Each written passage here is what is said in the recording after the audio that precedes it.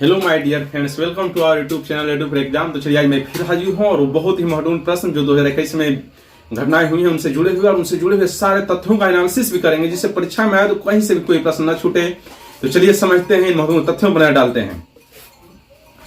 कालीपथ रथ महोत्सव किस राज्य में मनाया गया है? कालीपथ रथ महोत्सव किस राज्य में मनाया गया है? याद रखना है, केरल में। कालीपथ रथ महोत्सव केरल में मनाया गया है। तो जानते हैं केरल के सीएम पिनराई विजयन, वहां के राज्यपाल हैं आरिफ मोहम्मद खान और केरल की राजधानी है तिरुवनंतपुरम। इतना याद रखना है। केरल का प्राचीन नाम है चेरलम और यायावरों ने केरल को मालाबार कहा है। दरअसल वहां पर चेर शासकों का शासनकाल था प्राचीन समय में, इसीलिए उसे चेरलम भी कहा जाता है। आपदा प्रबंधन पर 5वीं विश्व कांग्रेस की मेजबानी कौन करेगा? याद रखना है आईआईटी दिल्ली आपदा प्रबंधन पर 5वीं विश्व कांग्रेस की मेजबानी करेगा। यह इसका सर्वप्रथम आयोजन हुआ था WCDM की पहल पर 2008 में हैदराबाद में इसका पहला आयोजन हुआ था।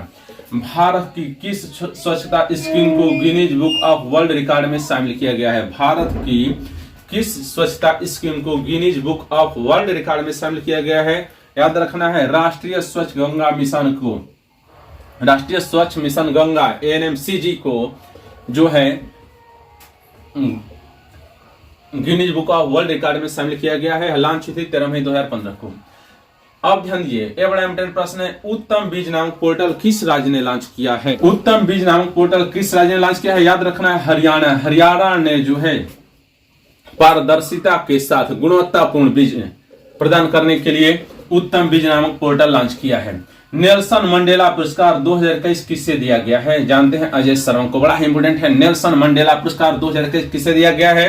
तो याद रखना है अजय शर्मा को। तो जरा हम नेल्सन मंडेला से जुड़े तथ्यों पर भी नजर डालेंगे। परीक्षा में बहुत प्रश्न इससे पूछ रहा है और ये जानेंगे कहां के रहने वाले थे, बच्चे बहुत नहीं जानते हैं। जानिए, नेल्सन मंडेला जो है दक्षिण अफ्रीका के पहले अश्वेत राष्ट्रपति हैं और उन्होंने वहां रंग भेद नीति के खिलाफ, यानी गोरे कालों का भेद, जानिए वहां पर काले लोग ज्यादा हैं, 80% से ज्यादा हैं और गोरे लोग हैं वहां 7% ही। तो वहां पर गोरे लोगों का वर्चस्व बहुत ज्यादा था और वो काले लोगों के साथ बुरा बर्ताव करते थे। गोरे कालों का भेद वहां पर बहुत ज्यादा था। इसी खिलाफ इन्होंने रंग भेद आंदोलन जो 1948 में स्टार्ट हुआ, बहुत व्यापक मुहिम चलाया और इसके लिए इन्हें 1964 से 1982 तक, 1964 से 1982 तक इन्हें केप टाउन के रोबेन द्वीप में जेल में बंद कर दिया गया। पूछता है नेल्सन मंडेला किस जेल में बंद रहे थे या किस द्वीप पर रहे थे? तो याद रखना है केप टाउन के रोबेन द्वीप पर। केप टाउन के रोबेन द्वीप पर ध्यान दिए, मैंने बताया नेल्सन मंडेला दक्षिण अफ्रीका के पहले अश्वेत राष्ट्रपति हैं। इनकी प्रसिद्ध बुक है, कई बार परीक्षा में पूछा है, long walk to freedom. Nelson Mandela की प्रसिद्ध बुक का नाम है लॉन्ग वॉक टू फ्रीडम। जानिए, दुनिया की नजरों में गोदी को दिए भाषण I am ready to die से आए। 1962 में इन्होंने भाषण दिया था और उसी से चर्चा में आए। दुनिया की नजर इन्हें पड़ी और विश्व संगठनों का दबाव पड़ा, अन्यथा इन्हें फांसी दे जाने की संभावना प्रबल थी, तो इनको जेल में बंद कर दिया गया था।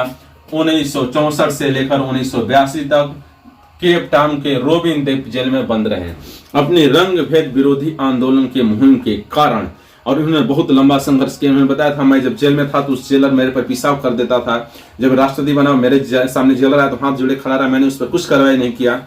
मतलब इन्हें दक्षिण अफ्रीका का गांधी कहा जाता है। जानिए, नेल्सन मंडेला को दक्षिण अफ्रीका का गांधी कहा जाता है और इन्हें शांति के लिए नोबेल पुरस्कार मिला है 1993 में। डी क्लार्क के साथ ज्वाइंट रूप से शांति के लिए नोबेल पुरस्कार भी मिला है 1993 में। और यह दक्षिण अफ्रीका के पहले अश्वेत राष्ट्रपति हैं और उन्होंने इसके लिए बहुत लंबी लड़ाई लड़ी है। तो ध्यान रखना है, नेल्सन मंडेला दक्षिण अफ्रीका के पहले अश्वेत राष्ट्रपति हैं। इनकी प्रसिद्ध बुक है long walk to freedom.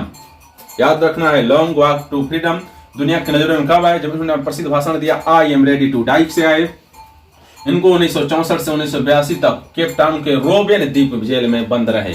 Cape Town के रोबेन द्वीप जेल में बंद रहे अपने रंग विरोधी अभियान आंदोलन कारण। 1993 में डी क्लार्क के साथ ज्वाइंट रूप से इन्हें शांति का नोबेल पुरस्कार मिला। पूछता है परीक्षा में कई बार, नेल्सन मंडेला को शांति का नोबेल पुरस्कार कब मिला? 1993 में डी क्लार्क के साथ। तो जानिए कहां के रहने वाले हैं? तो मैंने बताया है नेल्सन मंडेला दक्षिण अफ्रीका के रहने वाले हैं। तो जरा हम दक्षिण अफ्रीका पर नजर डाल लेते हैं। दक्षिण अफ्रीका की राजधानी, तो जानिए दक्षिण अफ्रीका में 3 राजधानियां हैं। कार्यकारी राजधानी है प्रिटोरिया में है। न्यायिक राजधानी है वो ब्लोमफोंटेन में है, विधायी राजधानी है वो केप टाउन में है, और दक्षिण अफ्रीका का सबसे बड़ा शहर है वो है जोहान्सबर्ग। दक्षिण अफ्रीका का सबसे बड़ा शहर जोहान्सबर्ग, वहां 3 राजधानियां, प्रिटोरिया, ब्लोमफोंटेन, केप टाउन, और यहाँ की मुद्रा है साउथ अफ्रीकी रैंड।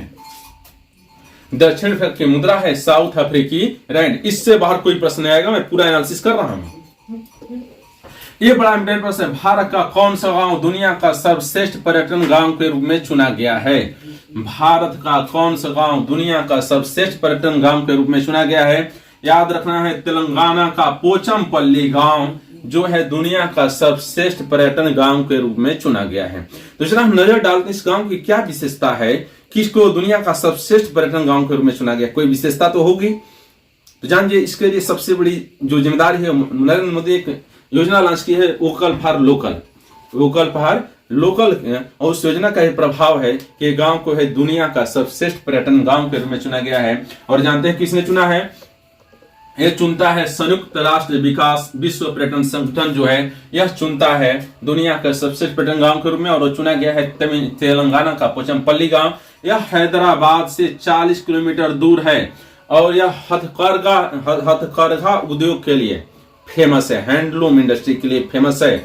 और जान जाइए, तेलंगाना का यह गांव अपनी बुनाई शैली और इकत साड़ियों के लिए प्रसिद्ध है। तेलंगाना के यह गांव अपनी बुनाई शैली और इकत साड़ियों के लिए प्रसिद्ध है।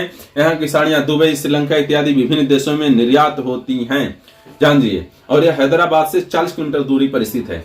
तो जानिए, यही गांव नहीं था रेस में, इसके साथ 2 गांव और थे। वो गांव था मध्य प्रदेश का लधपुरा और मेघालय का कोंग थोंग। मध्य प्रदेश का लधपुरा, मेघालय का कोंग थोंग और तेलंगाना के पोचमपल्ली गांव, 3 गांव रेस में थे, और इसमें बाजी मारा तेलंगाना के पोचमपल्ली गांव ने। यह किस आधार पर दिया जाता है? तो जानिए, संयुक्त राष्ट्र विश्व पर्यटन संगठन यह दर्जा ऐसे गांव को देता है जो अपनी विरासत को भी संभाल रहे हैं और संस्कृति को भी बढ़ावा दे रहे हैं। जो अपनी, जानिए, सर्वश्रेष्ठ पर्यटन गांव का दर्जा संयुक्त राष्ट्र विश्व पर्यटन संगठन उन गांव को देता है जो अपनी विरासत को भी संभाल रहे हैं और संस्कृति को भी बढ़ावा दे रहे हैं। और यह सम्मान जानते हैं कहाँ मिलेगा? स्पेन के मैड्रिड में उसे लेने जाएंगे जी किशन रेड्डी, जो कला संस्कृति एवं पर्यटन मंत्रालय के मंत्री हैं। जी किशन रेड्डी लेने जाएंगे स्पेन के मैड्रिड में। तो जानिए, मैंने इस पर पूरा लेटेस्ट सारा इतिहास बता दिया, सही जैसे क्वेश्चन नहीं रटाया। क्यों मिला, किस आधार पर मिलता है, कौन गांव और 2 रेस में थे, तो मैंने बताया है मेघालय का मध्य प्रदेश का लधपुरा और मेघालय का कोंग थोंग गांव भी रेस में थे, लेकिन बाजी मार गया तमिलनाडु का पोचमपल्ली गांव जो अपनी हथकरघा उद्योग के लिए प्रसिद्ध है।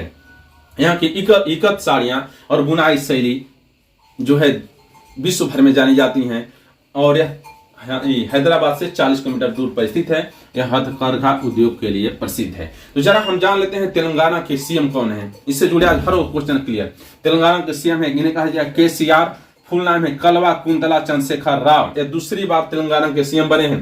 तेलंगाना की स्थापना कब हुई है? 2 जून 2014 को तेलंगाना की स्थापना हुई है। वहां के राज्यपाल हैं तमिलसाई सुंदरराजन। तेलंगाना के राज्यपाल हैं तमिलसाई सुंदरराजन, और तेलंगाना की राजधानी है हैदराबाद। और अभी बिहार दरोगा में प्रश्न आया था, कर्क रेखा भारत के किस राज्य से नहीं गुजरती है? तेलंगाना से नहीं गुजरती है, बिहार से नहीं गुजरती है, ना ध्यान रखना है। अब ये नजर डालते हैं, भारत की प्रथम घास संरक्षिका का उद्घाटन कहाँ किया गया है? उत्तराखंड में किया गया है। भारत की प्रथम घास संरक्षिका का उद्घाटन। जानिए, उत्तराखंड के सीएम कौन है? पुष्कर धामी, और वहां के राज्यपाल बनाए गए हैं गुरमीत सिंह। और उत्तराखंड भारत का 27वां राज्य है। इसकी स्थापना हुई थी 9 नवंबर 2000 को। जानते हैं सन 2000 ईस्वी में 3 गांव की स्थापना हुई थी, 1 नवंबर, 9 नवंबर और 15 नवंबर को। मैं बता देता हूं, इसका ट्रिक है 36 उत्तराझार के 36 यानी छत्तीसगढ़ बना 1 नवंबर 2000 को, उत्तराखंड बना 9 नवंबर 2000 को, झार माने झारखंड बना 15 नवंबर 2000 को। तो जानिए, छत्तीसगढ़ बना है वह मध्य प्रदेश को काट कर बना, उत्तराखंड उत्तर प्रदेश को काट कर बना, और झारखंड बिहार को काट कर बनाया गया। तो 3 राज्य उस साल बने थे। तो यह जो है 27वां राज्य बना था उत्तराखंड, 26वां राज्य बना था छत्तीसगढ़, और 28वां राज्य बना था झारखंड, और तेलंगाना बना था 9 जून 2014 को। 29वां राज्य के रूप में भारतीय संघ में शामिल हुआ था। ये बहुत महत्वपूर्ण चीज है, ध्यान रखिएगा आप लोग। चलिए, ये प्रश्न डालते हैं, भारत का प्रथम खाद्य सुरक्षा मंत्रालय संग्रहालय कहाँ खोला गया है? याद रखना है तंजाउर में, यानी तंजाउर क्या है, तमिलनाडु में। तंजाउर का प्राचीन नाम है तंजौर ऋषि कहा जाता था, इसका नया नाम है तंजाउर है, तमिलनाडु में स्थित है। यहाँ बृहदेश्वर मंदिर फेमस है, हम जानते होंगे, जिसे बनाया था राज प्रथम ने शहर बसाया है। हाँ, चोल शासक राज प्रथम ने। अब डालते हैं जलवायु परिवर्तन पर COP27 का आयोजन कहाँ होगा। जानिए COP27 का 20 साल जो आयोजन हुआ था 2021 में, और COP26 था, उसका आयोजन हुआ था ग्लासगो में, स्कॉटलैंड के ग्लासगो में। तो COP27 2022 में होगा, ये मिस्र में होगा। हाँ, मिस्र की राजधानी काहिरा है, ध्यान रखना है। तो COP27 का आयोजन होगा मिस्र में, मिस्र की राजधानी है काहिरा। तो COP28 कहाँ होगा, COP28 2023 में UAE में, यूनाइटेड अरब अमीरात, संयुक्त अरब अमीरात में होगा। तो ये ध्यान रखना है, चारों मैंने बताया है। COP25 कहाँ हुआ था, स्पेन के मैड्रिड में 2020 में। COP26 कहाँ हुआ, 2021 में ग्लासगो स्कॉटलैंड में। COP27 कहाँ होगा, 2022 में मिस्र में। COP28 कहाँ होगा, 2023 में UAE में। तो ये भी मैंने बता दिया। COP1 कहाँ हुआ था, COP1 कहाँ हुआ था, तो COP1 हुआ था 1995 में जर्मनी में। तो इसका नींव कैसे पड़ी, जलवायु परिवर्तन सम्मेलन की नींव कैसे पड़ी, इस पर भी चर्चा कर लेते हैं। जानिए सन 1972 ईस्वी में स्वीडन के स्टॉकहोम में विश्व पर्यावरण पर पहला सम्मेलन आयोजित किया गया, और उसमें स्वीडन के स्टॉकहोम में तय हुआ कि प्रत्येक देश जलवायु परिवर्तन से निपटने के लिए घरेलू नियम बनाएगा। ये उसमें तय हुआ कि प्रत्येक देश जलवायु परिवर्तन से निपटने के लिए नियम बनाएगा, और इसी आशय की पुष्टि हेतु यूनेप की स्थापना हुई थी। और इसका हेडक्वार्टर जो है केन्या के नैरोबी में है। यूनाइटेड नेशंस एनवायरमेंटल प्रोग्राम की स्थापना हुई थी, इसका हेडक्वार्टर है नैरोबी में। और उसी के आधार पर 1995 में इस जो सम्मेलन हुआ था, उसमें योजनाएं बनी थी, उसको क्रियान्वित करने के लिए 1995 में जलवायु परिवर्तन सम्मेलन का आयोजन होता जा रहा है। हर साल होता है आयोजन, और पहला सम्मेलन हुआ था 1995 में जर्मनी में, 26वां है 2021 में ग्लासगो स्कॉटलैंड में, 27वां होगा 2022 में मिस्र में, 28वां होगा 2023 में UAE में। मैंने सब बता दिया है, याद रखना है सभी बच्चों को, इसमें कहीं से भी प्रश्न पूछे। अच्छा, 25वां कहाँ हुआ था, 25वां हुआ था 2020 में स्पेन के मैड्रिड में। चलिए प्रश्न नजर डालते हैं।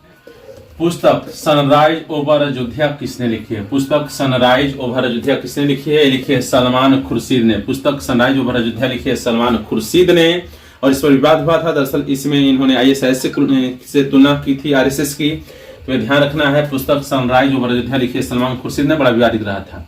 निरामय योजना की शुरुआत किस राज्य सरकार ने की है, गुजरात राज्य सरकार ने। निरामय योजना की शुरुआत जो है की है वो गुजरात राज्य सरकार ने की है। तो जरा डाल लेते हैं नजर। गुजरात की राजधानी जो है वो है गांधीनगर, वहां के CM है भूपेंद्र पटेल, और वहां के राज्यपाल हैं आचार्य देवव्रत। गुजरात के CM भूपेंद्र पटेल और राज्यपाल आचार्य देवव्रत, और राजधानी है गांधीनगर। भारत के 72वें ग्रैंड मास्टर कौन बने हैं, याद रखना है मित्रभा गुहा। भारत के 72वें ग्रैंड मास्टर बने हैं मित्रभा गुहा। 71वें बने हैं संकल्प गुप्ता, 71वें बने हैं संकल्प गुप्ता।